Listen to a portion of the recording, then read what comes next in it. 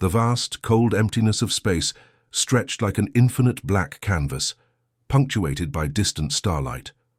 Junho Park's exploration vessel, the Celestial Horizon, hummed with a quiet intensity as it navigated through the treacherous Crimson Nebula. Unlike most stellar cartographers who preferred safe mapped routes, Junho lived for the unknown.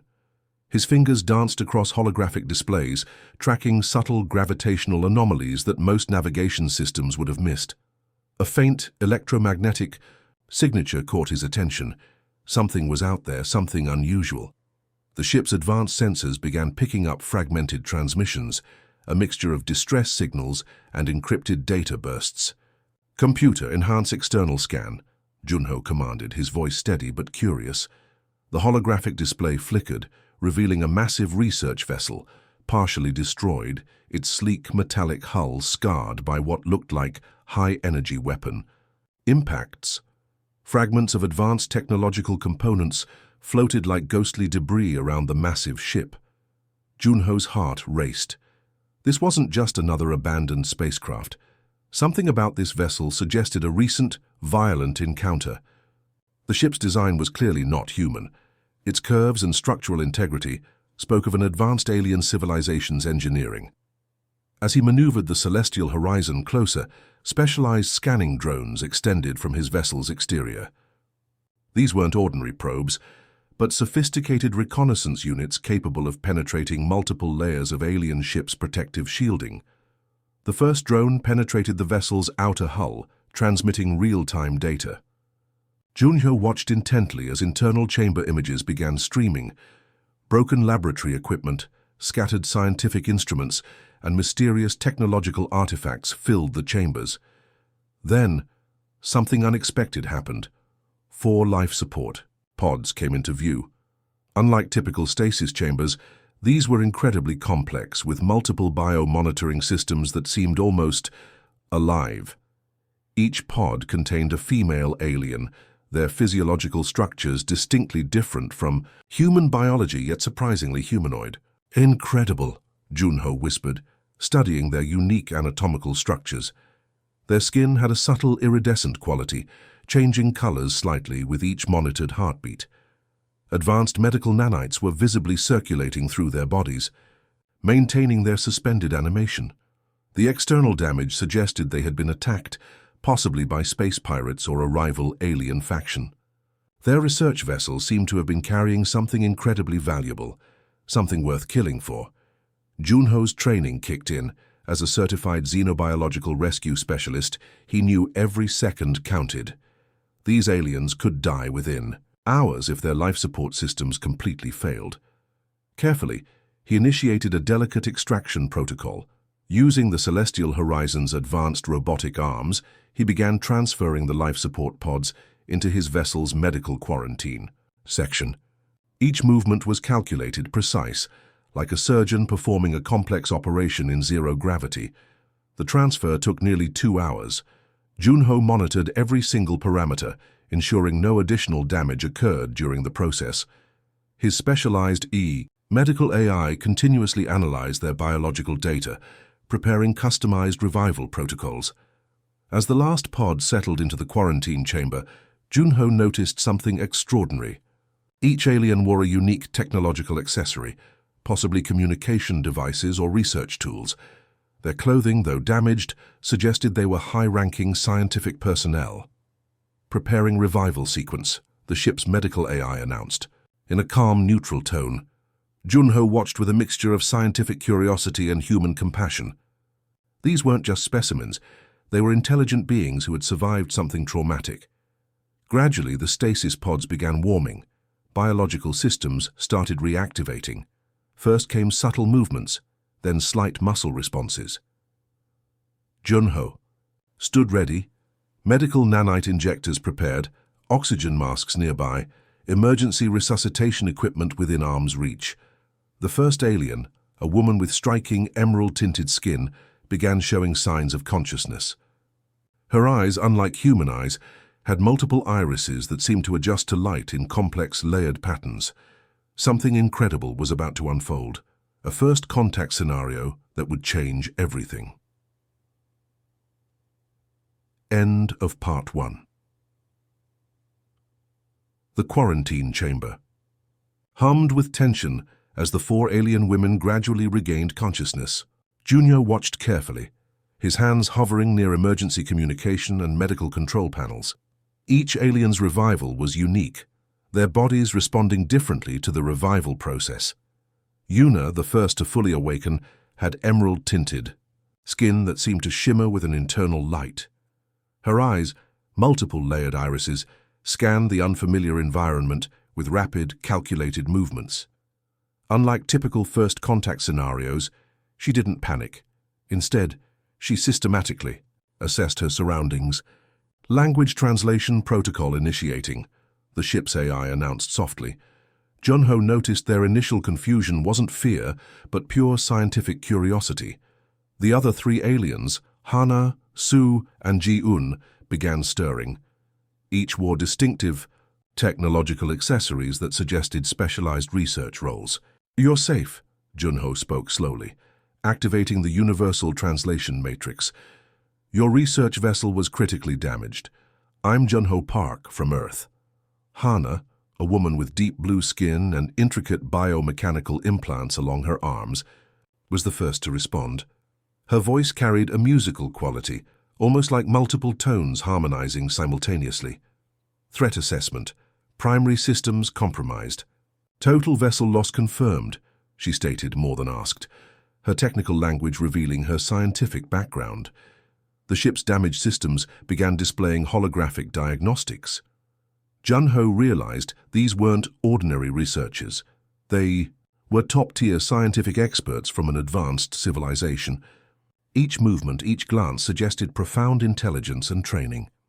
Su, with her silver-streaked skin and complex neural interface visible at her temple, began analyzing the celestial horizon's technical specifications.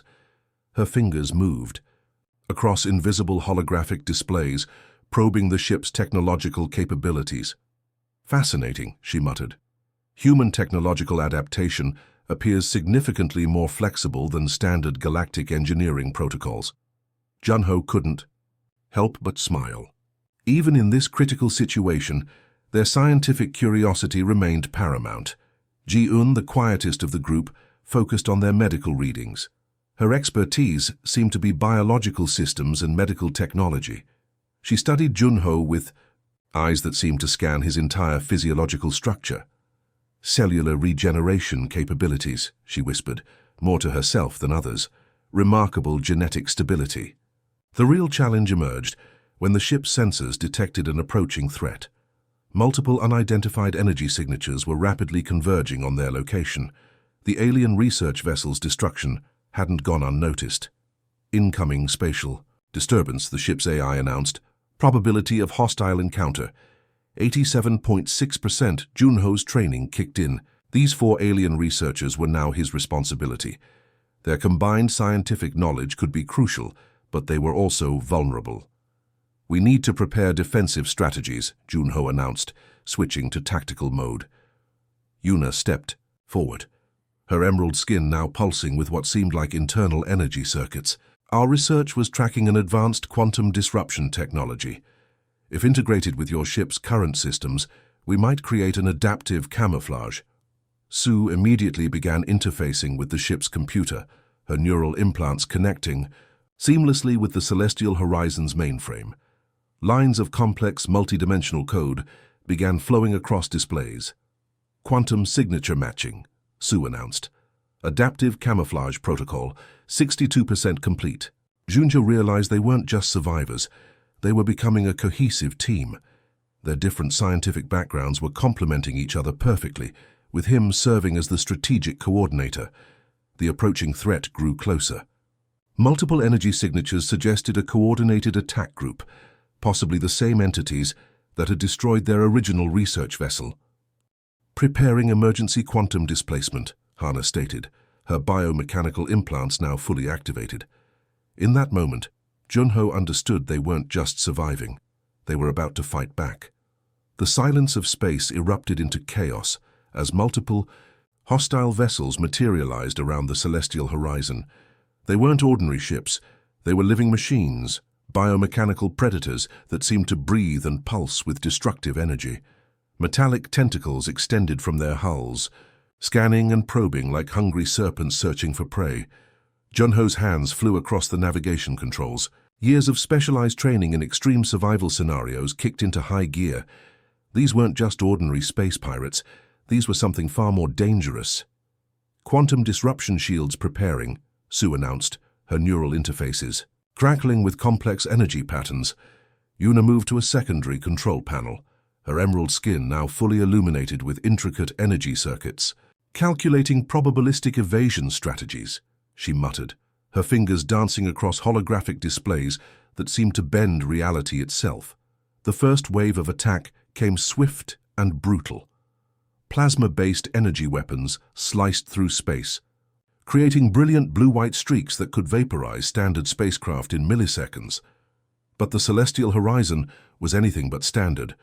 Ji-Yun's biological monitoring systems began rapid calculations. Threat analysis complete. These are void hunters, cybernetic predators that consume technological and biological resources. Junho felt a surge of adrenaline. These weren't just attackers. They were intelligent hunting entities designed to consume entire civilizations' technological infrastructures. Adaptive response protocol initiated, the ship's AI announced in a calm voice that contrasted with the intense battle surrounding them. Hana's biomechanical implants suddenly connected with the ship's weapon systems. Complex quantum algorithms began generating impossible targeting solutions, trajectories that defied traditional spatial mathematics. Preparing quantum displacement counterattack, she stated, her voice carrying a musical precision. The first Void Hunter vessel attempted to envelop the celestial horizon with its biomechanical tentacles. But Junho had other plans. Using a combination of the aliens' advanced technology and his own strategic thinking, he initiated an unprecedented maneuver. The ship didn't just dodge, it seemed to fold through space itself. One moment they were directly in the attacking vessel's path. The next they appeared several thousand kilometers away, leaving behind a complex energy signature that confused the hunters' tracking systems. "Remarkable," Sue whispered, her eyes tracking the complex spatial manipulations. Human adaptive capabilities exceed standard galactic prediction models. Junho knew they couldn't run forever. These void hunters would continue pursuing them until either they were consumed or destroyed. A strategic confrontation was inevitable. "Preparing concentrated quantum burst," Yuna announced.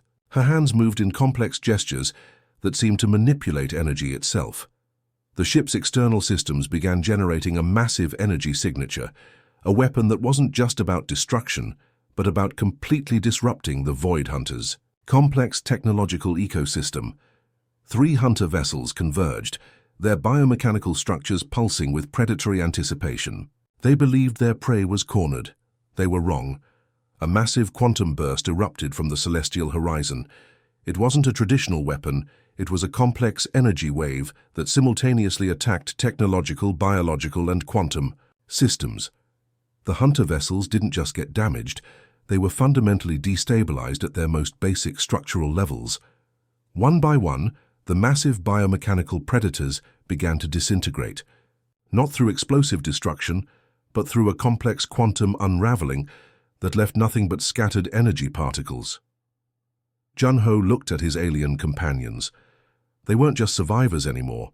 They were a unified team that had just accomplished the impossible. "Threat neutralized," the ship's AI announced matter-of-factly.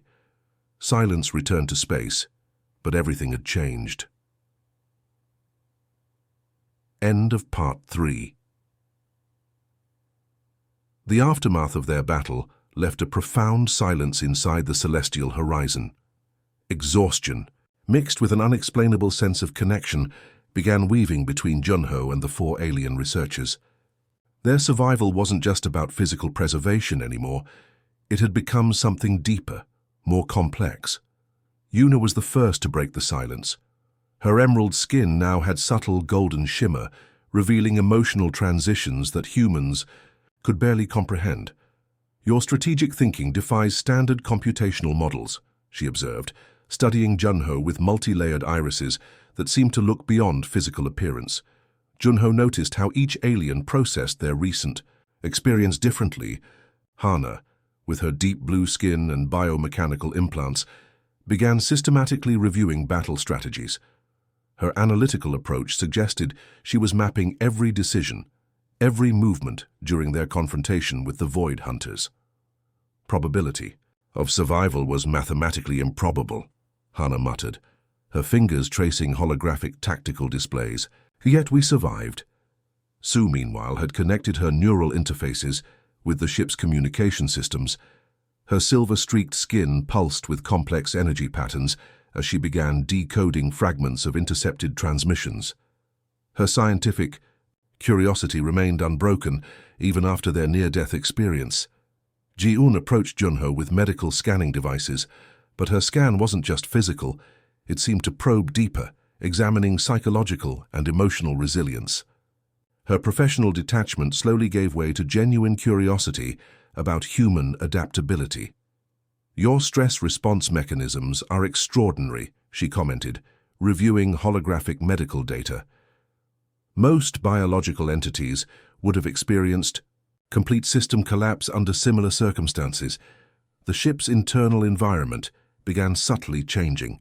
Advanced environmental systems started generating an atmosphere that felt comfortable for both human and alien physiologies, a technological compromise that symbolized their growing unity. Junho realized they were no longer just survivors or research subjects. They were becoming something more, a team, perhaps even something resembling a family. During meal preparations, cultural differences became beautifully apparent. Each alien had unique nutritional requirements. Junho discovered elaborate preparation techniques using the ship's advanced synthesizers to create meals that balanced complex biochemical needs. Yuna appreciated his attention to detail. Her culture valued scientific precision in all aspects of life, including nutrition. When Junho prepared a meal that perfectly matched her metabolic requirements, she saw it as a profound gesture of respect. Hana found herself fascinated by Junho's problem-solving approach. Where her civilization relied on complex computational models, he demonstrated intuitive decision-making that often defied logical prediction. "Humans operate beyond statistical probabilities," she observed during one of their long conversations.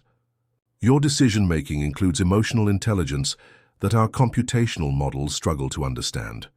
Sue was drawn to his technological adaptability. She began sharing advanced scientific concepts, testing how quickly Junho could comprehend and integrate complex theoretical frameworks. To her surprise, he not only understood but often provided unique perspectives. Ji-un watched their interactions with professional curiosity that gradually transformed into genuine emotional interest. She recognized something profound in Junho's approach, a combination of scientific rigor and emotional warmth that was rare in her experiences. As days passed, their individual walls began dissolving. Shared experiences of survival, intellectual discussions, and mutual respect created invisible bonds stronger than any technological connection. During quiet moments between star systems, they would gather in the ship's observation deck. Holographic star maps would display their journey, each of them contributing perspectives that transformed navigation from a technical task into a collaborative art. Junho realized they were writing a new chapter of interstellar understanding. Not through official diplomatic channels, but through genuine personal connections that transcended species, technology, and traditional communication barriers. Something extraordinary was emerging, a connection that was part scientific collaboration, part emotional journey, and entirely unprecedented. End of Part 4. The massive alien homeworld slowly emerged from the cosmic darkness, a planet of intricate metallic cities and floating crystalline structures that seemed to breathe with technological life. Junho felt a mixture of anticipation and nervous energy as the celestial horizon approached the unfamiliar civilization. Yuna's emerald skin began pulsing with complex communication signals, preparing their diplomatic transmission. Her multiple layered irises scanned the planetary defenses, calculating every possible interaction scenario. Incoming planetary communication, the ship's AI announced. Multiple communication protocols detected. Junho noticed how the 4 alien researchers had transformed during their journey. They were no longer just survivors, but a cohesive unit that had developed an unprecedented connection with a human. The planetary defense grid initially responded with cautious energy signatures. Massive quantum scanners began probing their vessel, analyzing every microscopic detail of their journey. Standard first contact protocols suggested potential quarantine or hostile response, but something different happened. The defense system suddenly shifted. Complex communication matrices began transmitting what seemed like a welcome signal. Junho realized the information they had gathered about the Void Hunters was far more valuable than any potential threat they might represent. Diplomatic approach. Confirmed, Hana announced, her biomechanical implants processing multiple communication channels simultaneously. Our research data has significant strategic value. As they descended through the planet's complex atmospheric layers, Junho witnessed a civilization that defied human imagination. Cities weren't just constructed. They were living, breathing technological ecosystems. Massive energy conduits replaced traditional infrastructure, and buildings seemed to grow and adapt like organic entities. Jiyun's medical scanners were working. Over time, extraordinary biological integration, she muttered, analyzing the planetary systems. Their technological development has completely merged with biological evolutionary processes. The landing sequence was anything but traditional. Instead of a standard spaceport, their vessel was gently guided by massive energy streams that seemed to understand their exact molecular structure. It was like being embraced by an intelligent, living system. Su's neural interfaces began downloading massive amounts of scientific data. Quantum communication networks exceed anything in galactic research databases, she explained, her excitement barely contained. Their arrival became an unexpected diplomatic event. Representatives from multiple scientific councils gathered, not with weapons or defensive postures, but with genuine curiosity. Junho represented something they had never encountered, a human who had not just survived but collaborated deeply with their researchers. The planetary council chambers were unlike any human governmental space. Holographic representations shifted and changed, displaying multiple dimensional perspectives simultaneously. Information wasn't just communicated, it was experienced as a multi-sensory event. Your journey represents more than survival, one of the senior council members stated. The translation matrix captured not just words, but complex emotional undertones. You have demonstrated an extraordinary capacity for cross-species collaboration. Junho understood this was more than a diplomatic meeting. This was a potential turning point for human-alien relations. The 4 alien researchers, Yuna, Hana, Su, and Ji-un, stood beside him. Their connection was now evident to everyone. They weren't just colleagues or survivors. They had become something unprecedented, a team that had redefined interstellar understanding. Massive holographic displays began showing their entire journey. Every challenge, every strategic decision, every moment of collaboration was displayed in stunning, multidimensional detail. Their story was becoming a template for future interspecies interactions. Humanity's potential goes beyond technological capabilities, Junho found himself saying. Our strength lies in our ability to connect, to understand, to collaborate. That planetary council representatives exchanged complex communication signals. What Junho had just demonstrated was more valuable than any technological exchange, a fundamental approach to understanding that transcended species limitations. As the diplomatic discussions continued, Junho realized their journey had changed. Everything. Not through conflict or competition, but through genuine connection and mutual respect. The universe they were discovering was far more extraordinary than anyone had ever imagined. End of Part 5. End of Part 2.